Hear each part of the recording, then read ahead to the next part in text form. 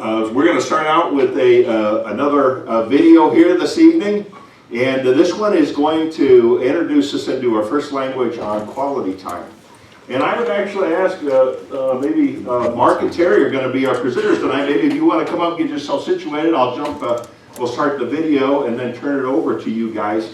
I got to tell you that it's every couple that I interviewed, quality time was no doubt up in the top 3 of everyone's language. It's amazing, you know. It's just, I think it kind of told me how valuable this language is. You know, it's really one of those languages that just seems to really draw husband and wife together, having those times to cherish. We all, you know, there's moments when I think when we all need that, and that's what I have seen, that we just need those times together. For Mark and Terry, I think they were the only couple I interviewed that actually shared this language both together, and it was both hugely significant for them. I think it was their #1 language for each one of them. And I could just see that in their life, how they have, they do so much together all the time. It's an inspiration to me.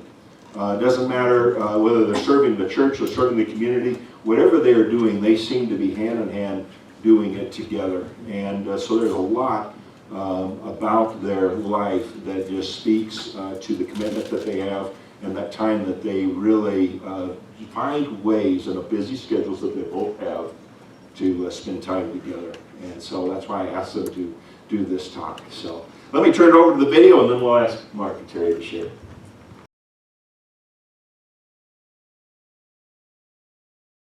A little quality time, because I think for us, I think the best things we'll have this really horrendous week. It'll come Friday and we'll sit down on the couch like, okay. You know, there's times you just look at each other like, it's just like, you know, you just want to take the blanket and just curl up on the couch. You know, I think that's one of the strongest things, I think. You know, it's like people want to go places and do things, and I think us, it's the opposite. It's just spending that quality time together. Even if it's not doing anything, it's just being there with a person. She is able to make me feel like nothing else matters. You know, it's like putting down the device or turning off the TV or whatever else. It's when I can see that she's just seeking to be with me again, if it's spiritually, mentally, physically, whatever it is, I just see it, I feel it, and it's like a switch comes on, because you know, the world can kind of pull us in so many different directions, and to where we're together, but where our attention and our focus is on different things. But I think that's, you know, going back to even that first question there of, you know, when we were dating, I could see that when she turned that attention and that heart of hers toward me, it just lights me up. So. And so she's there to listen. I think that's a big one too, is we communicate every night. We never go to bed mad at each other, ever. My #1 love language is quality time. Okay. It's important for me just to be able to get away and spend time, one-on-one time with him. And whether it be, like he said, taking a trip somewhere or just sitting on the couch and, you know, being with one another and being able to share each other's day or just talk about anything.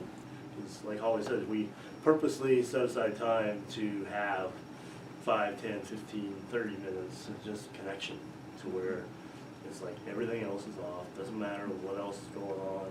Without us being the unit that we are, the rest of it falls apart. So. Times where she's even, and this is, she even pays the bills. I'll be sitting in the chair. I'm not doing anything, but I'm there because I want to be where she is, and I want her to know that she's not alone. There's times she'll go in a sewing room or doing something that I have no desire to be involved in it, but I'm there because I'm saying, yes, I support you in what you're doing. You know, as far as my love languages, you know, quality time, I think, is probably one of my greatest ones now. It's changed over the years of marriage too. I think early on, you know, you go through a different season that way of what fulfills you in your marriage and whatnot. But I think anymore with Holly, quality time, words of affirmation definitely too. It's amazing as you go through marriage how they kind of move around a little bit, maybe mature a little bit. And I think when one is lacking, that maybe that one can move up on the scale a little bit. Yeah.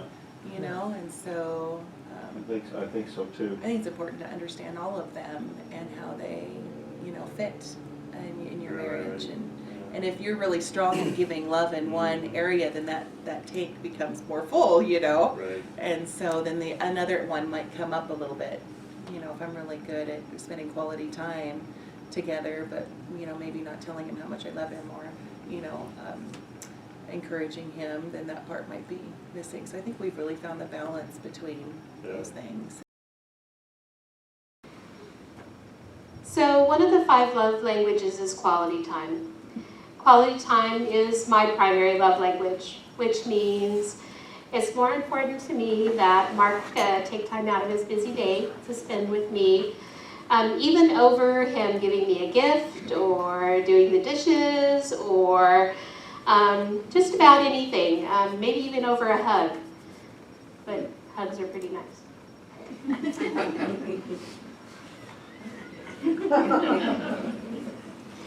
I knew I'd get one out of him somehow.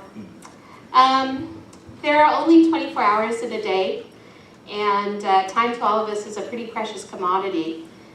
We all have busy lives, work, family, hobbies, friends, ministry. But if we take the time to spend some of those hours with our spouse, we can make the most of our time by investing in the most important human relationship that we have. A key ingredient to spending quality time with your spouse is giving them focused attention. This does not mean listening to your spouse tell you about their day and interrupt them by picking up your phone to answer a text. We need to give each other our full undivided attention. This simple act tells of our spouse that we really do care about what the other person is sharing with us. Spending time with one another is important, and how we spend that time is obviously something that we need to enjoy, but we need to take the time to communicate with each other. Communication is 2 individuals sharing thoughts, experiences, feelings, and desires, hopefully in an uninterrupted context. If your spouse's love language is quality time, this is crucial for his or her emotional sense of being loved.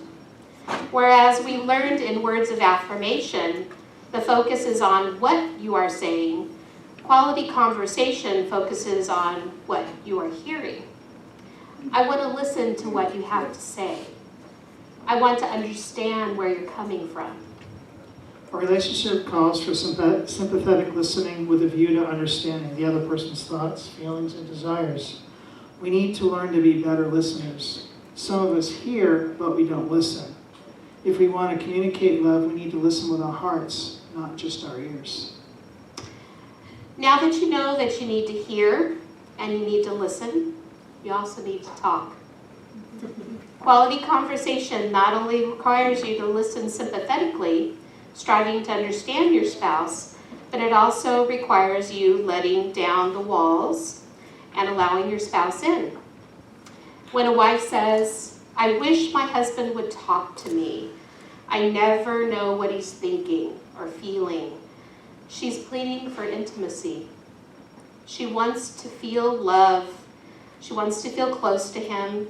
She wants to understand him. And how can you understand somebody that you don't even know? In order for her to feel loved, he must learn to reveal himself. He needs to learn to share himself. Let her know how and what he is feeling. Otherwise, if her love language is quality time, her love tank will never be full. If this is something you find difficult, it might take some practice. As men, we sometimes find it hard to express how we feel. The 5 Love Languages book suggests that you take notes during the day.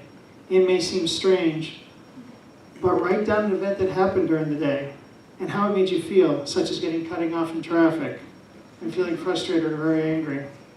Use those notes and your experiences in the day to communicate with your spouse at the end of the day. Or if going about your day, you think of her, come home and tell her, I was thinking about you today. Or if you're going about your day and some cool memory happens, share it with her. Let her know that she is special enough that you think fondly about her. Or if a funny memory pops into your head, share it and enjoy the laughter. It might bring out communication in a new way, something we all can work to improve upon. An important piece of information to remember in our communication is that personality will affect how we communicate with one another. Some of you are men and women of few words. Some of you like to talk and share. But ultimately, you are the one in control, and there needs to be balance in your conversation. While sometimes it's easier to just let that other person fill the empty space, there needs to be give and take in a full conversation, and to make it complete and fulfilling for both parties. This is the perfect time to practice using words of affirmation. Encourage one another, compliment one another, lift one another up. Another part of quality time is quality activities. This may include anything in which one or both of you have interest. The emphasis is not on what you're doing, but why you are doing it. Spending time together in whatever the activity communicates that we care about each other. What we do during our quality time is secondary, and just a vehicle that creates a sense of togetherness. What happens on the emotional level during the time you spend together is what matters. The essential ingredients of a quality activity are, number one, at least one of you wants to do it. Number two, the other is willing to do it. And three, both of you know why you are doing it to express love by being together. So ladies, when was the last time that you made your husbands a romantic dinner? I'm talking tablecloth, candlelight, the whole schmear. Or maybe one of you guys are the cook, I don't know. Maybe there's some pretty good chefs out there. I have a friend, they make it a purpose to have a date night, at least once a month. And so she was telling me that a couple of months ago, dead in the middle of winter, she put out a picnic in the middle of their living room. She got sitters for the kids, and she laid out a picnic. She put out the whole checkered tablecloth, complete, I kid you not, with lemonade and plastic ants. You know, you can be creative, right? So it's just important to strive to do things special with your spouse. How about putting a tablecloth over your coffee table, putting down a bunch of throw pillows, and having international cuisine? Gives you a chance to practice with chopsticks, right? How about renting a two-seater snowmobile and going for a wild ride? How about going for a bike ride? How about a hike? Go bowling, play Scrabble, go camping, go skiing. I'm sure there's so many things that you could really choose from. We like to have movie night. You know, we get a blanket and snuggle on the couch and pop some popcorn and, sit down and we take turns picking what sounds interesting, and we have a movie night. Just the two of us. It's fun. One surprise she pulled on me on one of my birthdays. She said, we're going someplace on your birthday. Don't ask me, just trust me. I went, okay. So we're going to drive away. It's going to be a couple hours. Okay. We ended up going to Las Vegas and ended up going to see Blue Man Group. And I had no idea we were going. So next thing I know, we're going there. I'm like, where are we going? And I said, just follow, trust me. We walked down to the hotel and get there. And I looked at her and I just started laughing because I just wanted to see it once. And, I didn't ask her. It just happened. So you can think of things that your spouse enjoys and just surprise them, because it shows them that you took that much time and interest to know what ministers to them. And in that moment, because you show them you love them so much, then they drop their walls and you have that quality time in that moment of appreciation of one another. Yep, so let the creative juices flow. Quality time can be one of the best things to strengthen your marriage, whether it's your primary love language or not. I really encourage you to spend quality time with one another.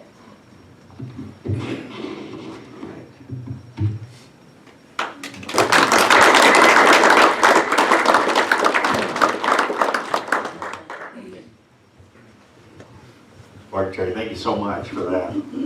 I gotta share a little bit of something here with you about quality time and whatnot this week. And I gotta tell you, this is, you know, I hope you're not looking at me thinking that I got it all figured out, because I do not have it figured out, all right? This has been a part of this whole thing, is trying to improve. You know, in fact, if, and I think it's easy for us to kind of like get into coast mode, right? Are you feel? I'm hoping in part, let me say this the right way, that you're feeling a little bit of stress by this. Because it tells me that you're having an opportunity to dig in deeper.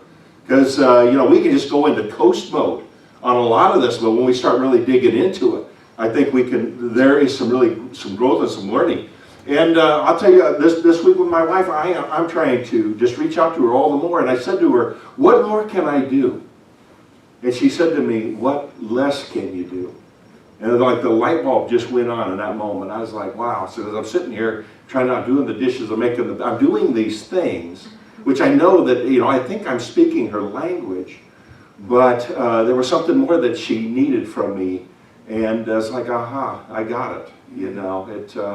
So, you know, we're working through it. I hope you guys are, you know, taking this stuff to heart and not on cruise mode, but just really digging into it. And the communication. So quality time, a big, huge thing. We're gonna change it up a little bit right now, and we're gonna take 10 minutes, and we're gonna go over the first chapter right now at our group, and then we'll come back together for the last talk for the night. I've got another video to introduce this next topic that we're going to do. It's on acts of service. And then Pastor Larry and Rena Louderay are going to come up and present this topic. I think this is Rena's, her primary love language is acts of service. So we're going to hear a little bit from Rena. But first, let me show you this video.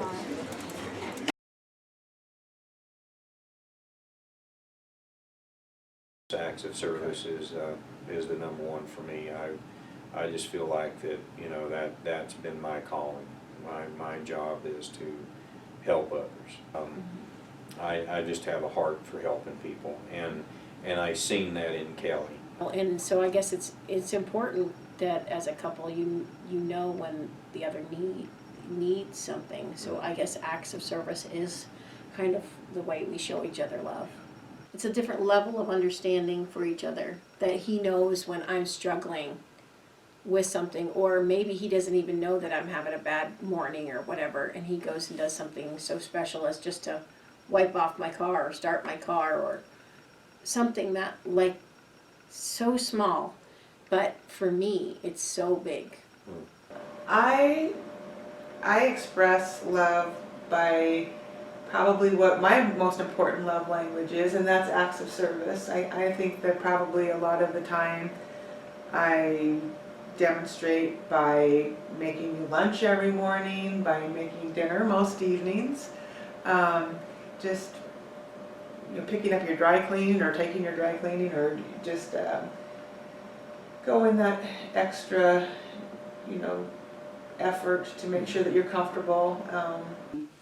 And then, you know, when he notices things around the house, you know, things that I just do because that's just what I do, but he still recognizes them as, you know, acts of me, you know, loving him and wanting to take care of him. It's funny because he's really good at acts of service, Oh, and yeah. that's something that I'm always like, he's like, can I get you a drink of water, or I'll get that for you, and I'm like, no, I got it, no, I got it, and he does it anyway, you know, and so it's interesting, but he's really good at that. And I think one of the things that, you know, as much as Corey talks about sacrificing for his wife, he lives that. I mean, he talks about it a lot, I think, with other men, and encourages other husbands with that, but he really lives that, and I think that's allowed me to grow in confidence and to do what God's called me to do in our family and as a wife, and so it's been an amazing gift, and yeah, I just thank God every day for Corey. I mean, she's constantly doing things for me, right? Beyond when, I mean, the dishes are done, the clothes are done, those kind of things. it goes beyond that. I mean, she's constantly doing things for me that help me through my day when I've had a bad day. You know, she knows when I've had a bad day. You can see just little things, and I keep saying that, little things, but the little things really do add up. Like just for him to go out in the morning and sweep off my car or make a path in the snow so I can get in. I almost start crying for that, because it's not so much that he, I don't know, bought me an extravagant thing. It's that he was thinking about me and wanting to help me, you know. She, you know, she does it in a lot of ways. She's kind of very traditional, and you know, I think that in some respects, and this seems to be a lost art. I just seem like the younger generation is a little less concerned about things like ironing, you know, for example. But she really spoils me. I don't, to this day, know how to use an iron, and as long as Jackie's around, I never will. I mean, she probably wouldn't let me, because I wouldn't do it up to her specifications. But she really, you know, she does all my laundry, she irons stuff for me. And then, you know, she mentioned vacations. When we go on vacation, as a family, she packs everything. I mean, I never pack anything. I would be utterly helpless without her. I mean, she really takes care of me. And even when I go like on a business trip, you know, I'm gonna be gone for a couple days. I mean, there's been a couple times I pack something, but I think it horrifies Jackie whenever that happens, because it's like a toothbrush and a comb and maybe a pair of underwear or something. But when she packs for me, you know, everything's there. And, you know, it's just cool when you show up someplace. And again, I mean, she's not coming with me. This is just something she's doing by herself for me, taking time, you know, to show that love for me. But when you show up in a kind of a hotel room by yourself and you open up a bag that was packed for you by your wife, you just feel loved. So it's little things like that. How do you express my love language? I express love to Christine. The toilet seats. Oh, the toilet seats. I went down a honeydew list the other day. As a matter of fact, it was it was a love challenge, and there's a way that you can you can get the 5 Love Language app on your phone, and you can sign up for a love challenge. So I did. I signed up for a love challenge, and the love challenge was, you know, because you punch in your spouse's primary love language, if I remember right, and then it gives you some ideas for it. So, you know, one of them, the first one out of the gate was, you know, hey, let's knock out the honeydew list.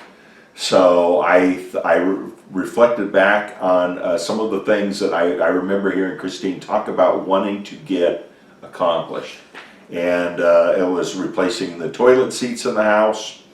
And there was like 2 projects I chose to take on, and that was one of them. You know. Actually, what he said was, honey, I thought of you today. And then he pulled out the toilet seat. So that was pretty cute. Humorous, I thought.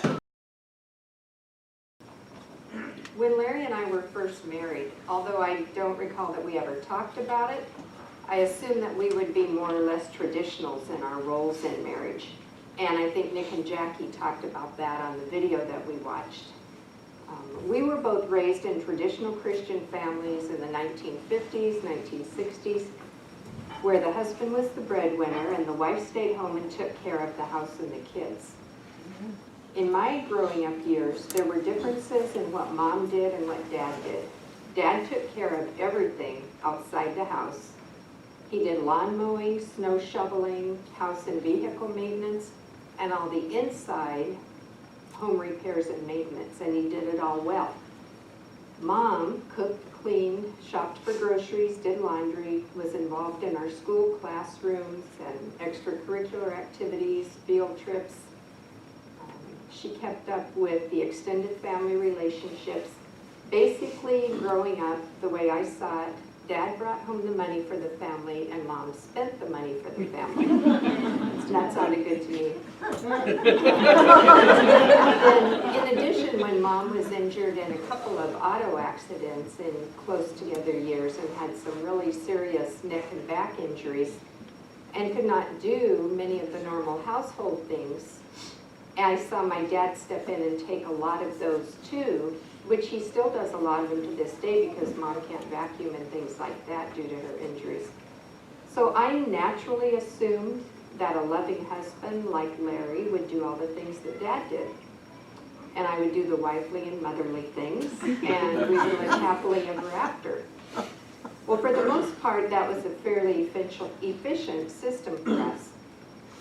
But I found that if Larry didn't do some of those things that I expected him to do, basically the things that Dad had done, if I had to remind him or nag him a few times before things got done, I started to take it as a personal offense.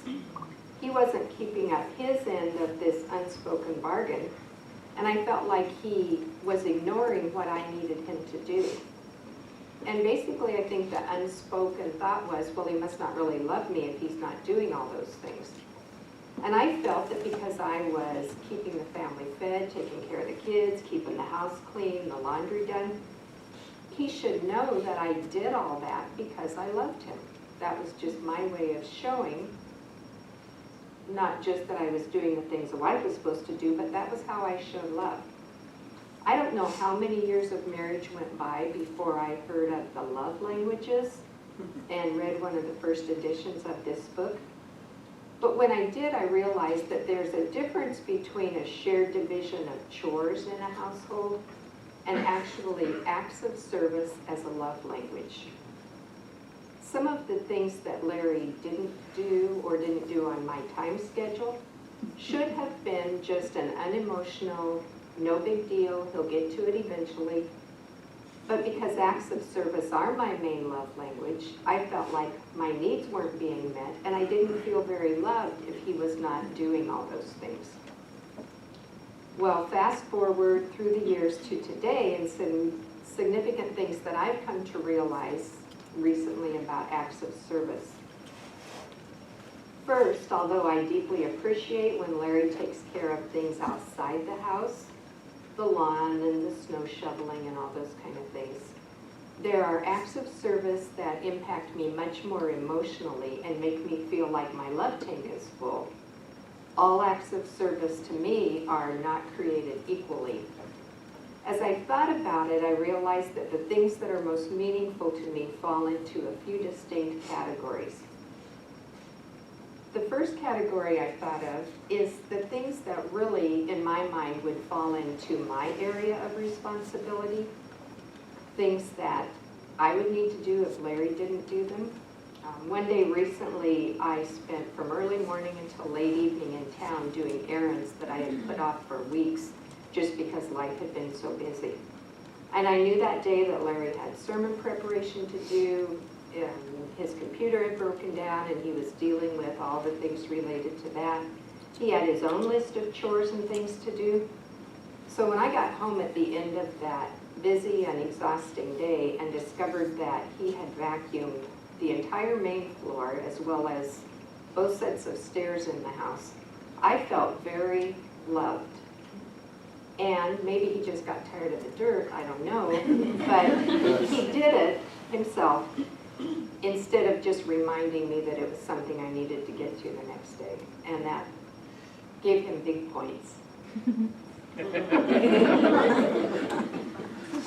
Then there's the category of things that just personally make me feel cherished or pampered. And they're not big things, but like a neck rub or a back rub when I'm feeling tight or sore, or when he will bring me a cup of coffee in the morning. I like to get a cup of coffee and then sit down on the couch or in a chair, and of course my little dog will climb on my lap, and I'll do my devotions or some reading or whatever. And yeah, when I'm ready for a second cup of coffee, I could make the dog get down and I could get up and walk the few yards into the kitchen and get my own coffee.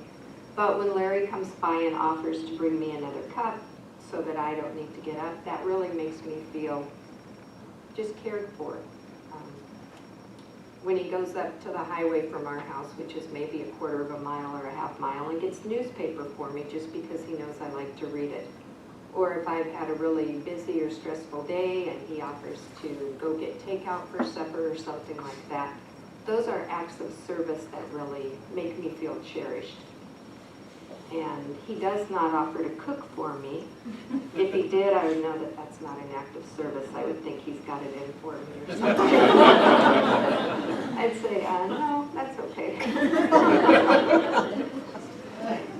Then another category of acts of service that is really meaningful to me is if Larry does things for people that are important to me.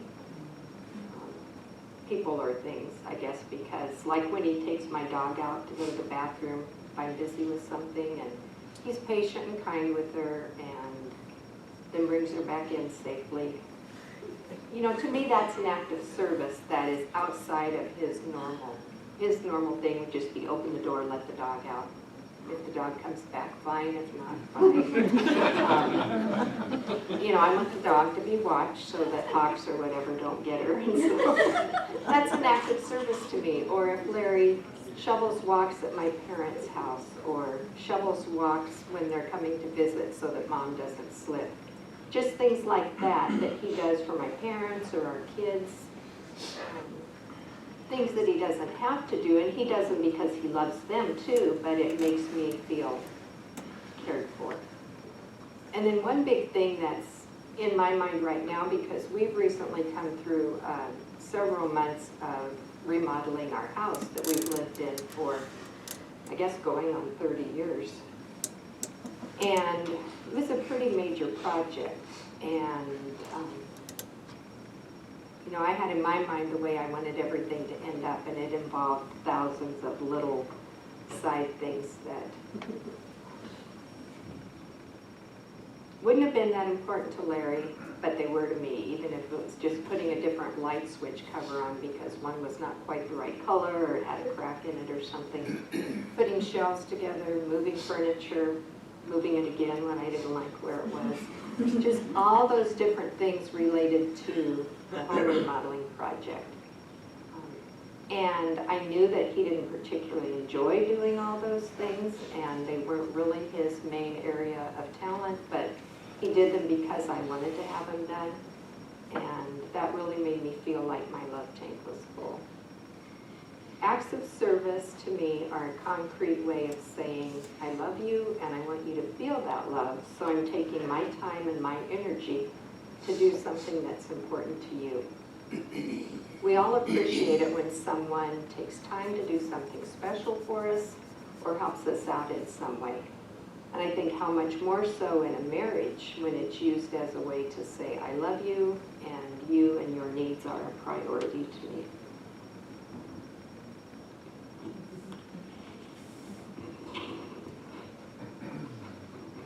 Well, there's not much more for me to say, but I will anyway. Yeah, acts of service I don't think is on the same hemisphere with my primary love language. But then it's possible that I'm just really spoiled too, because I wonder if oftentimes the thing that seems most important to us is the things that we lack. If we're not getting those things, you know what I'm saying? You know, like you can have a sliver, right? Your eyes are good, your ears are good, your left knee is good, you know, everything is fine, but that stinking sliver is the most important thing in your world, right? I mean, I think, and so I wonder, even with the love languages thing, we've heard several talk about how they change a little, and I think that may happen depending on what we're missing. But Rena's primary love language is acts of service, and I think we just take for granted what we have often, and that's so when we're missing something, then we really, really miss it. It's a bonus for me, of course, for that she has acts of service. She's a wonderful homemaker, wonderful cook, always prepares meals. I can hardly find the refrigerator myself, you know, and don't have to very often. Most of our meals are sit-down meals. That's a nice thing. Since our house has more room than most of our extended family, whenever there are special events within the larger family, you know, a lot of times it's our house, and Rena's cooking and getting everything ready and cleaning and preparing and doing all that kind of stuff. She is just a remarkable hostess. Many here have probably been recipients of some of her cards or notes or thoughtfulness or whatever. In a lot of ways, she's amazing at that kind of stuff. I don't know if that's acts of service or words of affirmation or both, but you know, it's just one of those interesting things. My magic underwear drawer is always full. Laundry is always done. When I get ready to go on a wilderness pack trip or a hunting trip or whatever, normally she gets all the food together. I never have to shop for stuff. I rarely do the dishes. Rena does all the bookkeeping and the bill, you know, paying all that stuff. Basically, I'm just a drone. So, the book mentions a couple that did a lot of things for one another, but not the most important thing. And that's, I think, maybe one of the key lessons from this, is to try to discover what's the most important. You know, because if we're doing all the stuff we do and that, you know, may or may not be really working, what's the most important of the other? Rena mentioned some of, you know, our role models. I think my parents and her parents had similar backgrounds, but with the accidents that Rena's mom had and stuff, her dad did a lot of the stuff. And you know, my dad worked at he owned a gravel plant during my early years and was working. He used to load gravel trucks with a shovel for a living. I don't, you know, if I have to scoop out a pickup full of anything, I feel like I'm really abused, and that's putting it into the truck. So, I mean, I can't hardly even comprehend that. Mom did all the housework and, you know, all those sorts of things. Dad, I don't recall having done much of anything around the house, particularly because when he got home, man, he was thrashed. And then he got saved about the time I was born, and so he was heavily engaged in the work of the church, Bible study, and all that kind of stuff all the time. So, both Mom and Dad are legendary among those people who know them literally around the world. In later years, they traveled a lot, doing a lot of missions work and stuff like that, and you know, pretty amazing. So we had pretty traditional role models, and I think this speaks to the expectations we have that Rena touched on too. We all have a background, and we probably kind of think that the way we were raised is normal. And that's kind of what we expect, or I think we often do. One of the questions is the love language a matter of nature or nurture? You know, does it come automatically to us, or is it because of how we were raised? And I think probably both of those things. Remodeling has been a huge time of having lots of acts of service type things that have needed to be done, as well as giving gifts. Which I think is another one of Rena's love languages. But it's way different than the hearts and flowers stuff. In fact, all the stuff we've been having to do may not qualify as gift giving. In Rena's book, I don't know, I guess. But it is spending money, and it is buying a bunch of stuff that she wants. It qualifies. Oh, good. Cool. All right. Your tank should be really full, baby. So, anyway. Well, a couple of random thoughts from this chapter that, you know, there was quite a bit in this chapter that was not necessarily just acts of service, but one of the things that struck me is what is done before marriage while in the love stage, not necessarily what will happen afterwards, but maybe needs to. And hopefully our time together will help us to see some of that. Another thing is love is a choice. It must be voluntary. It cannot be demanded or coerced. I think that's why God gives us the opportunity to choose. You know, Rena doesn't nag. Sometimes I want her to remind me, and I tell her often, remind me. You know, she can tell me we need to stop at the mailbox and get the paper or get the mail. And I can say, okay, dear, and if she doesn't remind me 30 feet out, I'll just go right by like a freight train passing a bum and never think of it again. So I don't know if any of you have that. So I try to tell her regularly, you know, you got to remind me in a timely fashion. It doesn't do any good to say we talked about it last week. I mean, you know, if I have the drill in my hand, then okay, we can talk about something to drill, you know.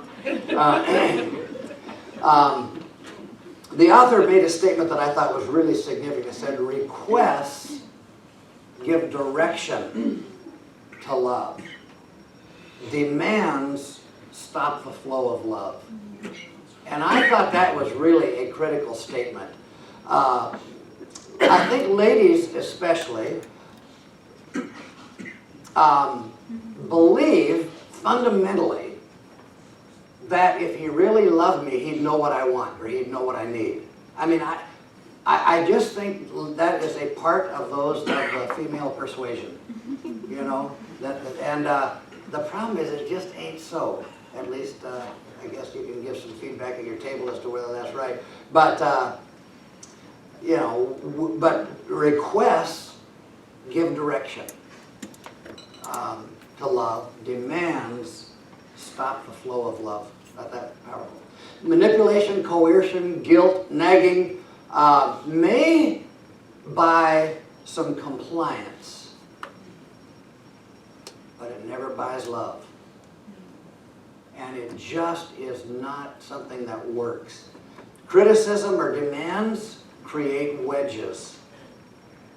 Things done out of resentment rarely make any kind of positive impact.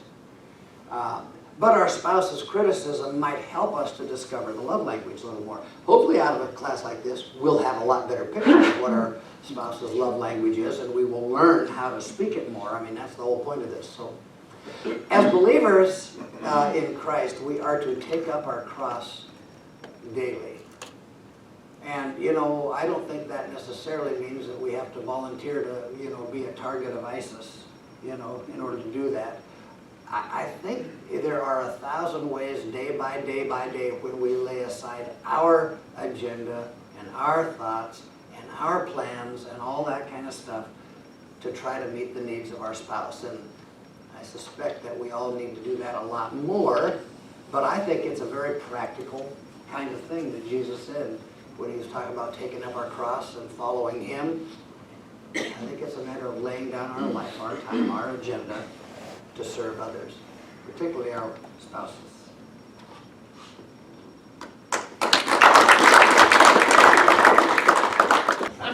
Thank you, Larry and Rena. Can I tell a story on Rena? Sure. She actually said it on camera, and I wanted to put it in the video, but I just couldn't quite get the sound out.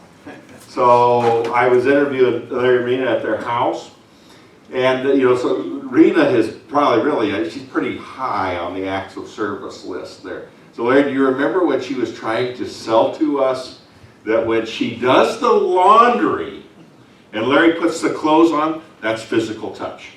Larry's like, oh yeah, I feel like physical touch all around me. It's clean clothes right here. I was like,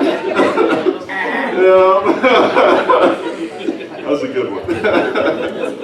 Well, we're going to take just about 10 minutes here and go over the last 3 questions, and then I'll ask Pastor Larry to close us in prayer after that. So thank you. Well, we're at the end of our evening once again here. Next week, we're going to be covering, I really encourage you to make sure that you get back here and join us, because we've got 2 speakers that you really haven't, you've seen on the video, but you really haven't had an opportunity to hear from them. Nick and Jackie Emasager, which they happen to be out of town tonight, so that's why we had to shuffle it around a little bit. But they're going to come in with receiving gifts, and this is a big language for Jackie on receiving gifts. So they're going to start us out next week, so that is chapter 6, I believe. And then Holly and Corey Odell are going to come and talk to us about physical touch. So that's chapter 8, 6 and 8 for next week. I'm going to ask Pastor Larry to close us out in prayer now.